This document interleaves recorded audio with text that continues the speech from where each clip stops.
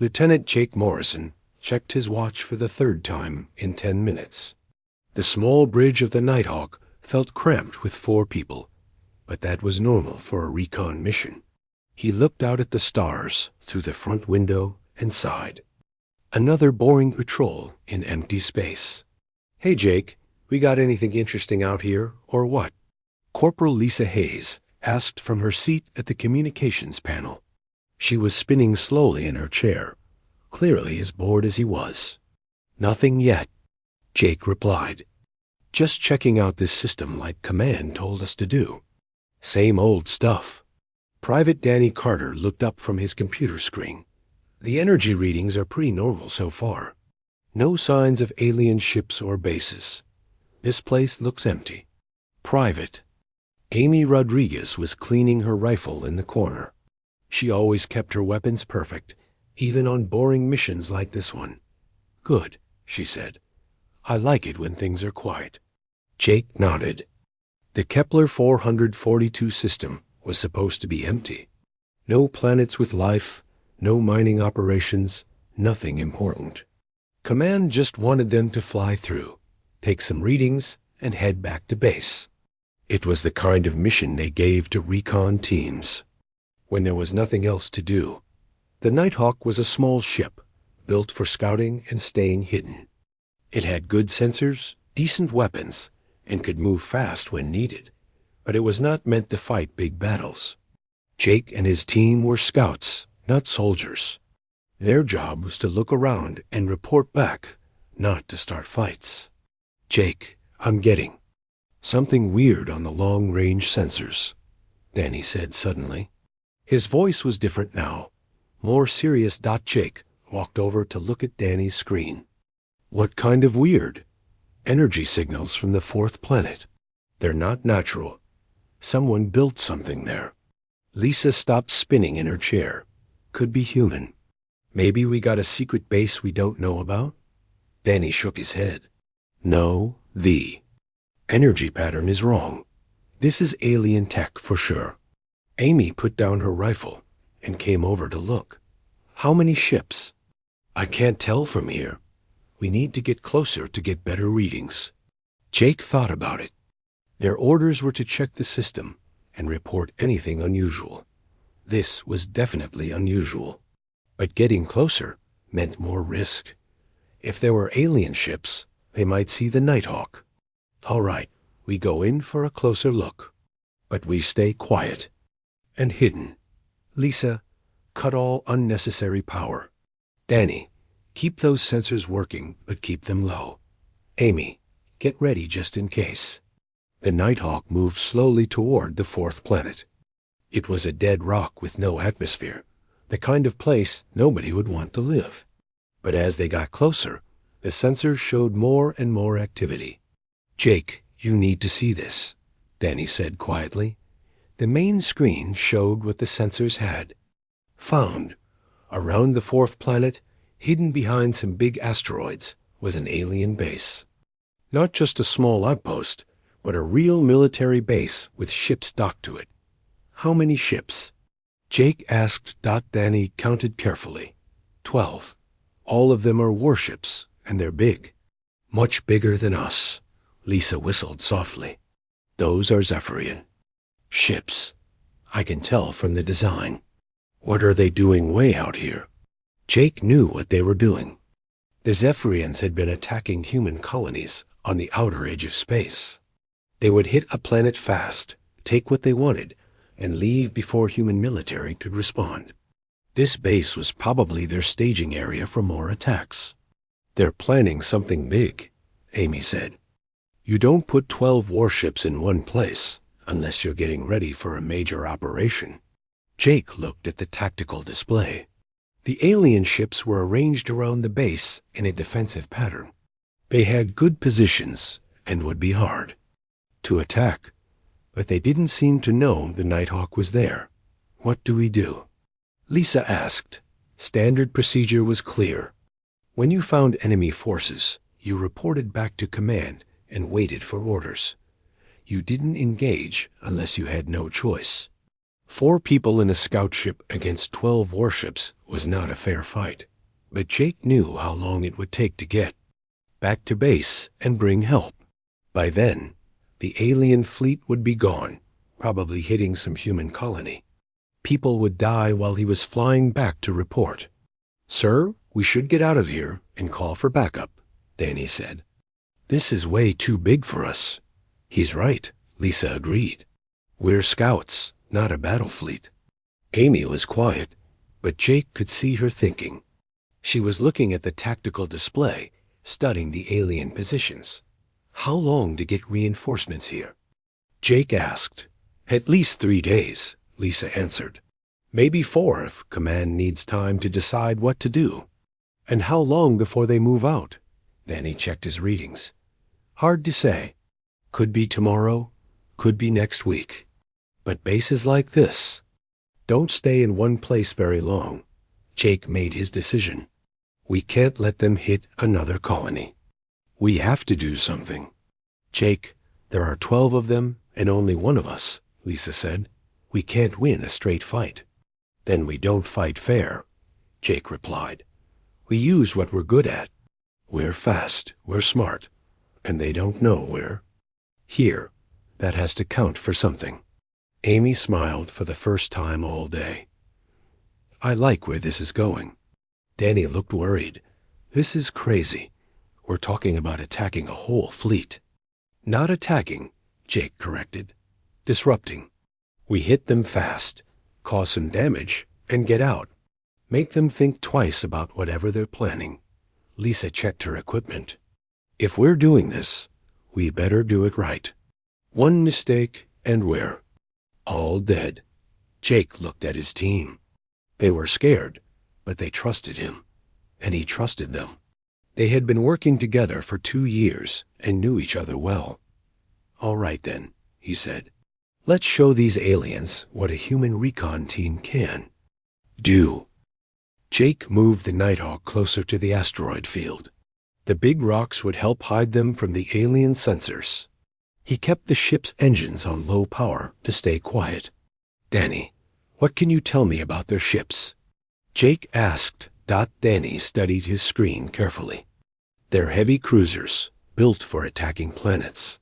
Thick armor, big guns, but they're slow. Each one is about 3 times our size." "What about their sensors?" "Good for long range, but not so good at close range in this asteroid field. These rocks will mess with their readings." Amy was looking at the weapon controls. "Our guns are smaller, but they're faster and more accurate. If I can get good shots at the right spots, I can do real damage." Lisa was working on her equipment. "I can jam their communications and mess with their computer systems, but I need to get close to do it right." Jake nodded. The plan was starting to form in his mind. They couldn't win in a straight fight, but they didn't need to. They just needed to hurt the aliens badly enough to make them think twice. "Here's what we do. We use the asteroids to get close without being seen. Lisa jams their communications so they can't coordinate. Amy hits their command ship first to confuse them. Then we move fast and hit the others before they know what's happening." "What if they catch us?" Danny asked. "Then we run. This ship is faster than theirs. We can get away if we need to." Jake moved the Nighthawk into the asteroid field. The big rocks were everywhere, some as big as buildings. It was dangerous flying, but it would hide them from the alien sensors. "Contact in 2 minutes," Danny whispered.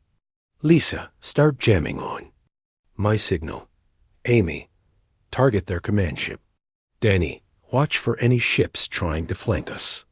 The Nighthawk slipped between 2 large asteroids. Through the gap, Jake could see the alien base and the 12 warships around it. The ships were huge dark gray with strange symbols on their sides. They looked dangerous. "Now," Jake said quietly. Lisa hit her controls and electronic noise flooded.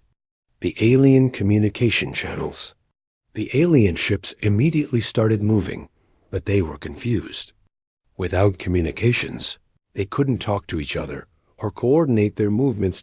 Amy fired the Nighthawk's main weapons at the command ship. The energy beams hit the alien vessel right in its communications array. Sparks and debris flew from the impact point. Direct hit, Amy said with satisfaction. Their command ship just lost most of its sensors. The alien ships started firing back, but they were shooting at empty space. They couldn't find the small human ship hiding in the asteroids. Jake moved the Nighthawk to a new position. Danny, which ship looks like their second in command? The big one on the left. It's moving like it's trying to take charge. Amy, hit it. More energy beams lanced out from the Nighthawk. This time they hit the alien ship's engines. The ship shuddered and started spinning slowly. 2 down, Amy said. 10 to go. The aliens were getting angry now. They were firing their big guns at the asteroids, trying to blast away the rocks to find the human ship. But there were too many asteroids, and the Nighthawk was too small and fast. They're getting desperate, Lisa said. I'm reading panic signals on their emergency channels. Jake smiled grimly. Good. Panic would make them make mistakes. The Nighthawk darted between more asteroids. Jake saw 3 alien ships trying to surround their position. But the aliens were thinking like aliens. They were trying to use overwhelming force and formation flying. Humans would do it differently. Hang on, Jake said, and pushed the ship into a sharp turn that would have been impossible for the big alien vessels. The Nighthawk came up behind one of the alien ships. At this close range, Amy couldn't miss. Her shots hit the alien ship's weapon systems. The ship's guns went silent. 3 down, she said. But now the aliens were learning.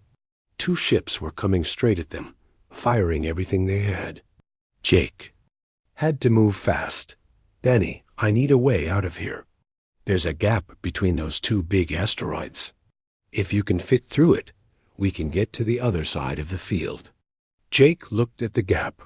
It was narrow, barely wide enough for the Nighthawk. The alien ships were too big to follow. Hold on tight. Jake pushed the engines to full power and dove for the gap. The Nighthawk shot between the asteroids like a bullet. The alien ships tried to follow, but had to pull back when they realized they wouldn't fit. On the other side of the asteroid field, Jake found what he was looking for. 3 alien ships had moved away from the main group, trying to catch the Nighthawk. Now they were isolated and vulnerable. Amy, can you take out that one's engines? Easy shot. The energy beams hit perfectly. The alien ship's engines exploded, and it went dead in space. 4 down. Danny, what are the others doing? They're trying to regroup, but they're still having communication problems. Lisa's jamming is working great. Good. Let's hit them again before they figure out what to do. Jake swung the Nighthawk around another asteroid. 2 more alien ships were there, moving slowly and carefully. They were being cautious now, which was exactly what Jake wanted.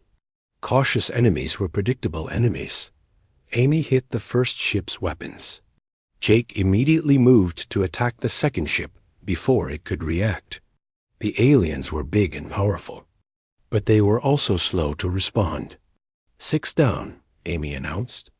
Jake, the remaining ships are pulling back toward their base, Danny reported.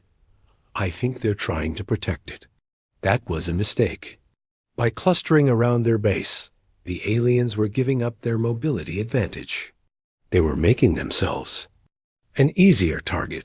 Perfect. Lisa, can you get into their base computers? Give me a minute. Lisa's fingers flew over her controls. Got it. I'm uploading a virus into their defense systems. What will that do? Make their own base weapons shoot at them instead of us. Jake grinned. I love working with professionals. The Nighthawk moved in for another attack. This time, when the alien ships got close to their base, the base's defense guns turned on them. Confusion and panic spread through the alien formation. This is working better than I hoped, Jake said. But stay alert. They might try something. Desperate. He was right. The remaining alien ships suddenly broke formation and came straight at the Nighthawk. All 6 of them, firing everything they had. "Jake, we need to move right now," Danny said urgently. "Already on it." The Nighthawk dove and twisted between the asteroids. Energy beams and missiles flew everywhere. The aliens were so focused on hitting the small human ship that they started hitting each other. 2 more down, Amy said as she watched 2 alien ships collide while chasing the Nighthawk. 4 left, Jake said. "Let's finish this." The 4 remaining alien ships were getting desperate.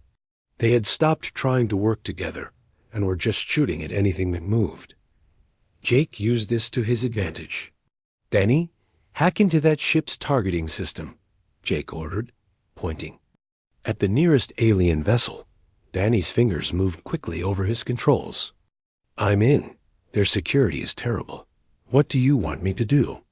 "Make their guns point at their friends instead of us." "Got it." The alien ship suddenly turned its weapons on the ship next to it. Both ships started firing at each other, thinking the other one had betrayed them. Within minutes, both ships were badly damaged and drifting in space. 2 left, Amy said with a grin, but the last 2 alien ships were learning fast. They stayed far apart, so they couldn't shoot each other by mistake. They were also being more careful about where they aimed. "These guys are smarter than the others." Jake noted, "We need a new plan." Lisa looked at her screens. "I'm reading massive damage to their base. My virus really messed up their systems. Half their equipment is offline. Can you make it worse?" "I think so. Give me a few minutes." Jake kept the Nighthawk moving while Lisa worked. The 2 remaining alien ships were hunting them, but the asteroid field was huge and full of hiding places. "Jake, I got an idea," Amy said. "See all that debris from the ships we destroyed?" Jake looked at his screen. Chunks of metal and broken equipment were floating everywhere from the alien ships they had taken out. "What about it? We can use it as weapons. If I time it right, I can shoot those pieces at the remaining ships." It was a crazy idea, but Jake liked crazy ideas. "Do it." Amy targeted a large piece of debris from one of the destroyed alien ships. She hit it with the Nighthawk's guns, sending it flying toward one of the remaining enemy vessels. The chunk of metal hit the alien ship's hull and punched right through it. "Direct hit. Their hull is breached." The alien ship was hurt, but still fighting. Its crew was probably wearing spacesuits now, trying to fix the damage. "Lisa, how's that virus coming?" "Almost ready. Just a few more seconds." The last undamaged alien ship was getting closer. Its captain had figured out where the Nighthawk was hiding and was moving in for the kill. "Danny, I need an escape route fast. Working on it. There's a path through those asteroids, but it's really narrow." "How narrow?" "Really narrow. Like scratch the paint narrow." Jake looked at the approaching alien ship. Its guns were charging up for a massive attack. They had to move now. "Everybody hold on. This is going to be tight." Jake pushed the Nighthawk toward the narrow gap between 2 asteroids. The ship scraped against the rocks as they squeezed through. Behind them, the alien ship tried to follow, but was too big. It had to back off and find another way around. "We're through," Jake announced. "Lisa, is that virus ready?" "Launching it." Now, on the main screen, they watched as the alien base suddenly erupted in explosions. The virus had turned all the base's systems against each other. Weapons fired randomly, power systems overloaded, and docking bays sealed shut. "The base is completely destroyed," Danny reported. "It's going to take them months to rebuild." But they still had 2 damaged alien ships to deal with. Both ships were moving toward the Nighthawk's position, limping but still dangerous. "Amy, can you take out their engines?" "The first one, yes. The second one is too far away. Do what you can." Amy's shots hit the closer alien ship's engines perfectly. The ship went dead in space, floating helplessly among the asteroids. That left one alien ship still fighting, but it was badly damaged from the debris hit, and half its systems weren't working. "Jake, that last ship is trying to run away," Danny said. Jake looked at his screen. The alien ship was indeed trying to escape, moving slowly toward the edge of the system. "Should we let it go?" Lisa asked. Jake thought about it. One ship couldn't do much damage by itself, but it could report back to the alien command about what happened here. "No, if it gets away, it will tell other aliens about our tactics. We need to stop it." The chase began. The Nighthawk was much faster than the damaged alien ship, but the aliens had a head start. Jake pushed his ship's engines as hard as he could. "We're gaining on them," Danny reported. The alien ship was firing its rear guns at the Nighthawk, but the shots were wild and missed by wide margins. The alien crew was probably panicking. "Amy, can you disable their engines from here?" "It's a long shot, but I'll try." Amy aimed carefully and fired. The energy beam reached across space and hit the alien ship's engine section. The ship immediately stopped moving and went dark. "That's all 12 ships," Amy said with satisfaction. "Mission complete." Jake looked around at the destruction they had caused. 12 alien warships were either destroyed or disabled. Their base was a smoking ruin. All of this done by 4 people in a small scout ship? "I can't believe we actually did it," Danny said quietly. "We did more than that," Lisa added. "We stopped whatever attack they were planning. Probably saved a lot of human lives." Jake felt proud of his team, but also worried. What they had just done was impossible by any normal military standards. A recon unit wasn't supposed to be able to destroy an entire enemy fleet. "We need to get out of here," he said. "Other aliens might come to investigate." As the Nighthawk left the system, Jake thought about their victory. They had won because they fought differently than the aliens expected. The aliens had big ships and powerful weapons, but they fought in straight lines. Humans were more creative, but the aliens had also underestimated them. They probably thought one small human ship couldn't be a real threat. That mistake had cost them everything.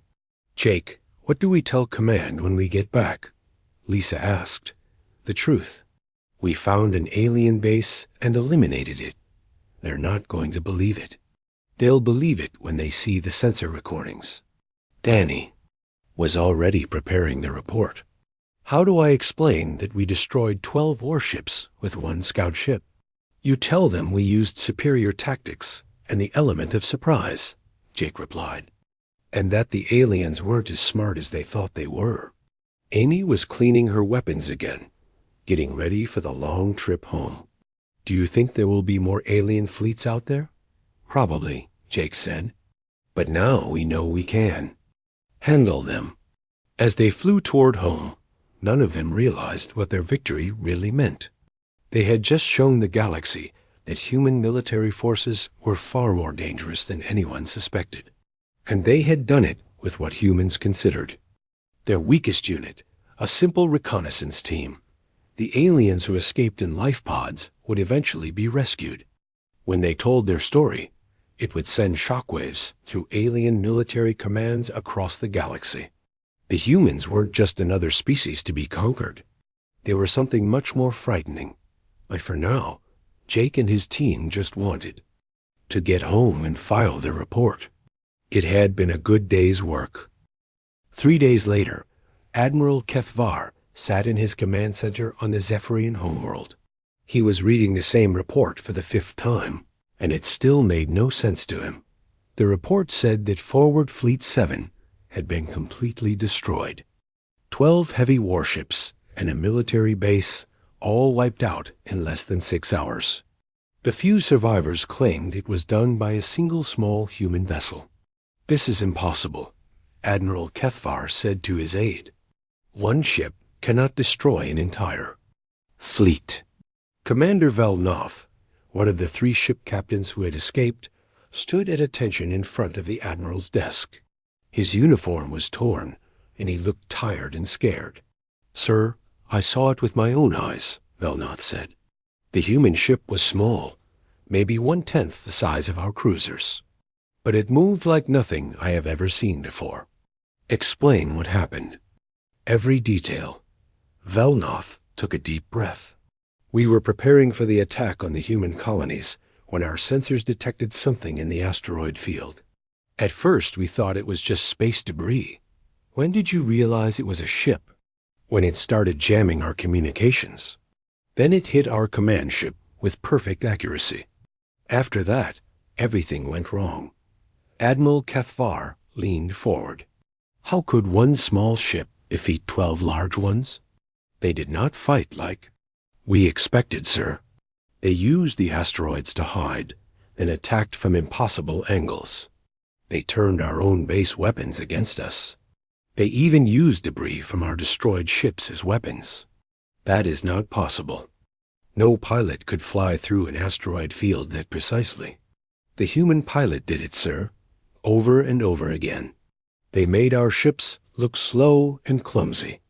Another survivor, Captain Zeth Mole, spoke up.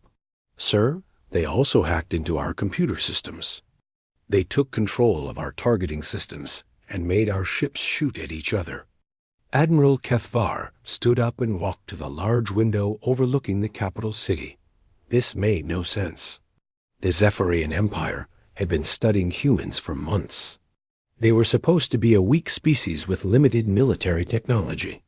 "What kind of ship was it?" he asked. "We managed to get some sensor readings before our equipment was destroyed," Velnoth replied. "According to our database, it was a human reconnaissance vessel, very lightly armed and armored. A scout ship destroyed." "Our fleet?" "Yes, sir." Admiral Cathvar felt cold. If a human scout ship could do this much damage, what could their real warships do? How many crew members were on this ship? "Our intelligence says human scout ships carry crews of 3 to 5 people. 5 people destroyed our entire forward fleet." "Yes, sir." The Admiral walked back to his desk and activated his computer. He pulled up all the intelligence reports about human military forces. What he read made him feel sick. According to their spies, the human military was organized very differently from Zephyrian forces.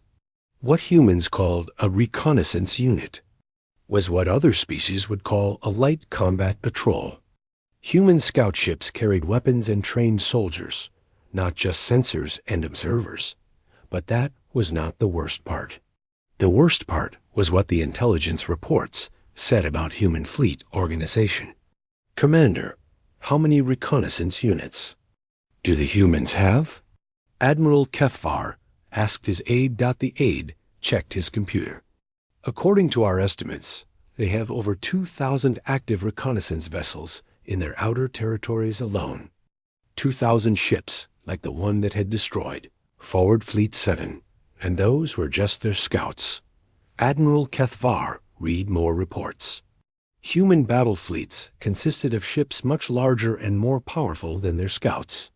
Their main battle ships were called dreadnoughts and carriers. Each one was 10 times bigger than the scout ship that had defeated his fleet. "Sir, there is more," his aide said quietly.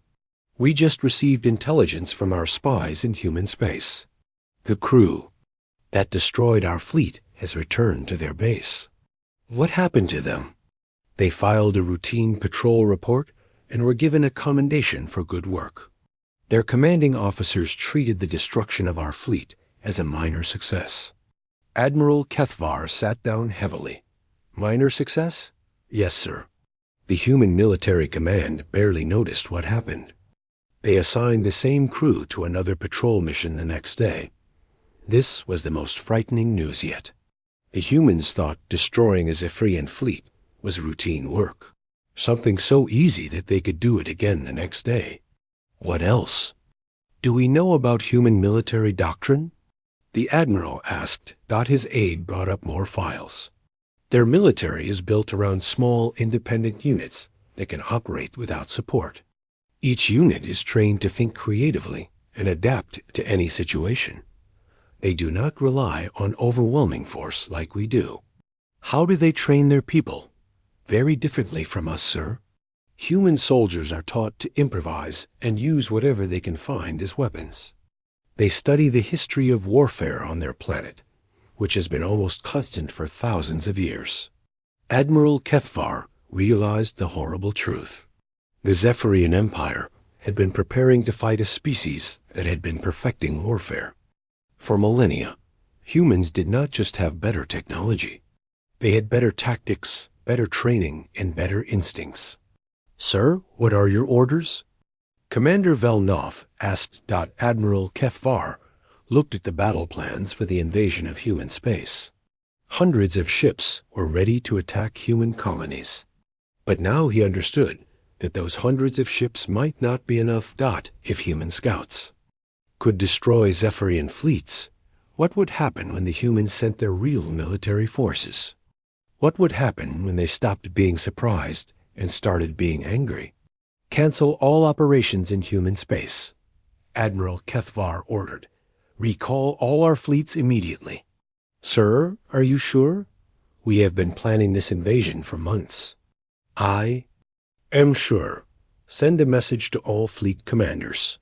No Zephyrian ship is to enter human territory without direct permission from High Command. What reason should I give? Admiral Kethvar looked at the reports again. A single human reconnaissance unit had destroyed an entire Zephyrian fleet. If that was what humans considered a minor patrol action, he did not want to see what they could do when they were really trying. Tell them we have seriously underestimated human military capabilities. Tell them that what we thought were their weakest units are more powerful than our strongest ships. The aide looked confused. Sir, surely you do not mean that one human scout ship is more powerful than our battleships? That is exactly what I mean. One human scout ship with 5 crew members destroyed 12 of our heavy cruisers. Our intelligence was completely wrong about human capabilities. Admiral Kethvar walked to a secure communication station. He needed to contact the Supreme Council immediately. The entire invasion plan had to be scrapped. Commander Velnov, I want you to write a complete report about the battle. Include every detail you can remember about how the humans fought. We need to understand their tactics. Yes, sir. And Commander, I want you to emphasize one point in your report. The humans were not surprised by our presence. They were not afraid of fighting 12 ships with one. They acted like it was normal. I will include that, sir.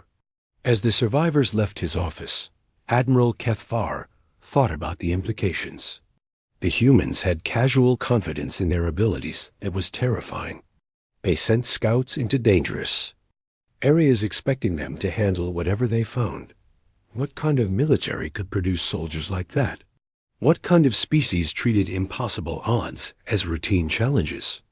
Admiral Kethvar did not want to find out. The Zephyrian Empire would. Stay far away from human space from now on. 2 weeks after Admiral Kethvar canceled the invasion, intelligence reports started flooding in from across the galaxy. What the Zephyrian spies discovered made the Admiral wish he had never heard of humans.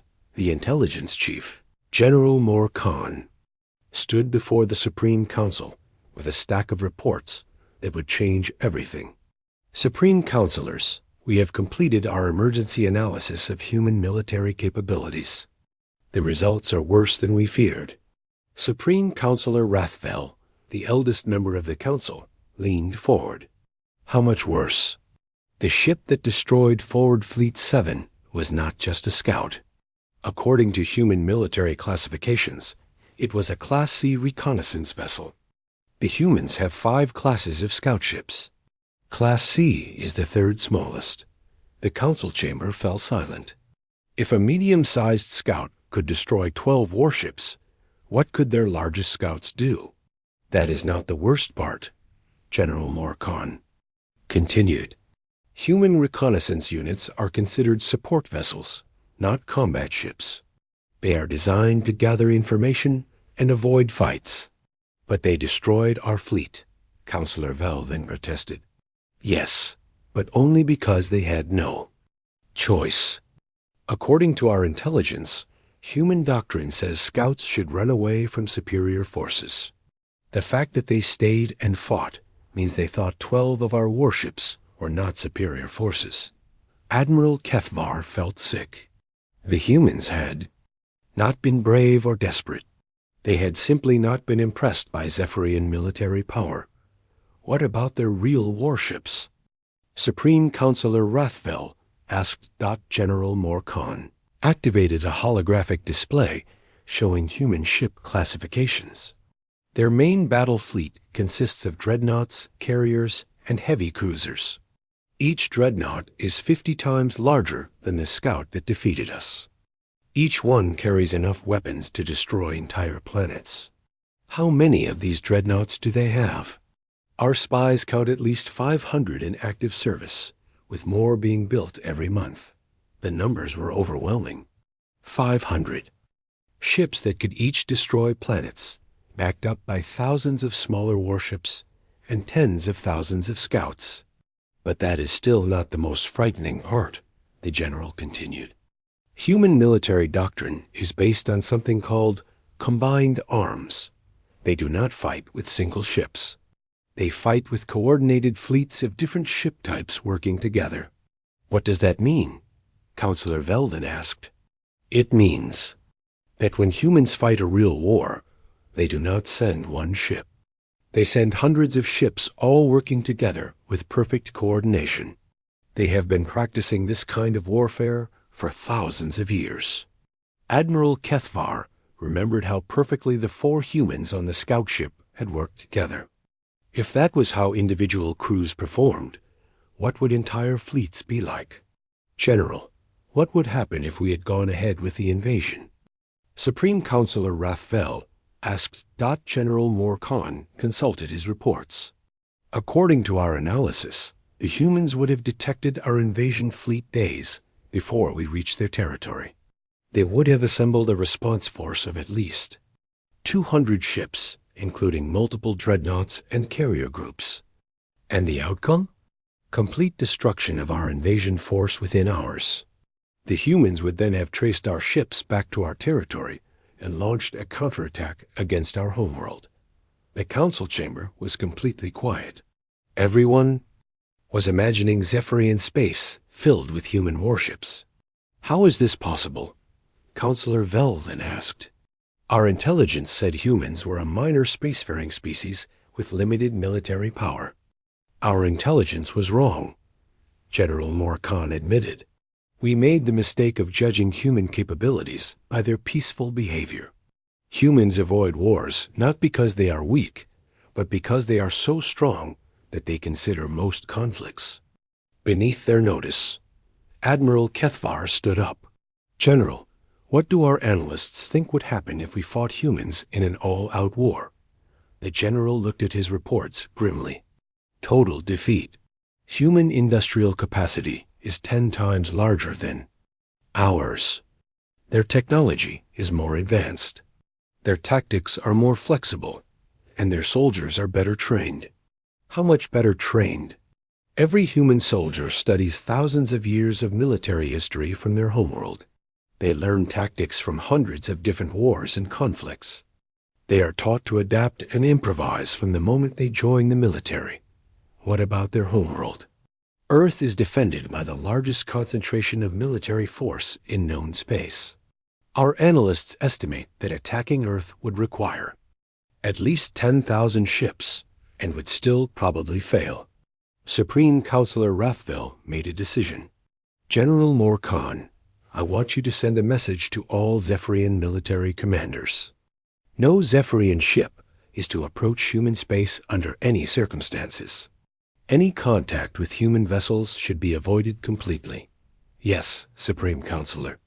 Admiral Kethvar, you will personally ensure that all our fleet commanders understand the new policy. Anyone who violates it will face execution. Understood, Supreme Counselor. But the council was not finished. They had learned something that would change Zephyrian society forever. General, what are the humans doing right now? Counselor Vel then asked. According to our spies, they are continuing their normal activities. The crew that destroyed our fleet has been assigned to routine patrol missions. Their military command has not increased alert levels or changed deployment patterns. They do not know we were planning to invade them. They know we attacked their patrol, but they seem to think it was a random encounter. They have filed reports about increased alien activity, but they are not preparing for war. This was the most frightening news of all. The humans had casually destroyed a Zephyrian fleet and then gone back to their normal routine. They were not worried about retaliation. They were not concerned about Zephyrian military power. They do not consider us a threat, Admiral Kethvar said quietly. That is correct, General Morcon confirmed. To humans, the Zephyrian Empire is just another minor alien species that occasionally causes trouble. They dealt with our fleet the same way they would deal with pirates or raiders. Supreme Counselor Rathvel made the final decision. This information is classified at the highest level. No one outside this room can know how badly we underestimated human capabilities. What should we tell our people about the canceled invasion? Admiral Kethvar asked. Tell them we discovered that humans have defensive alliances with other powerful species. Do not mention that humans themselves are the powerful species. And our future policy toward humans? Complete avoidance. We will redirect our expansion toward the other side of the galaxy. Human space is now forbidden territory for all Zephyrian forces. As the council meeting ended, Admiral Kethvar thought about the crew of the human scout ship. Right now, they were probably on another routine patrol, completely unaware that they had changed the balance of power in the galaxy. Lieutenant Jake Morrison and his team had prevented a war without even knowing it. Their simple patrol mission had saved both human and Zephyrian lives by showing the Zephyrian Empire that humans were not the easy targets they had appeared to be. Within days, word of the new human threat spread throughout the galaxy. Other alien species who had been considering attacks on human territory quickly canceled their plans. The message was clear. Humans were not to be underestimated. The galaxy had learned to fear humanity's true power, but humans themselves remained blissfully unaware of their reputation.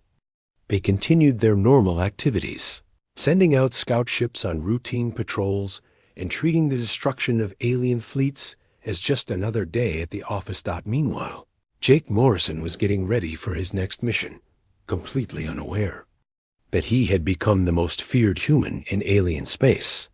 To him, it had just been a successful patrol mission. Nothing special.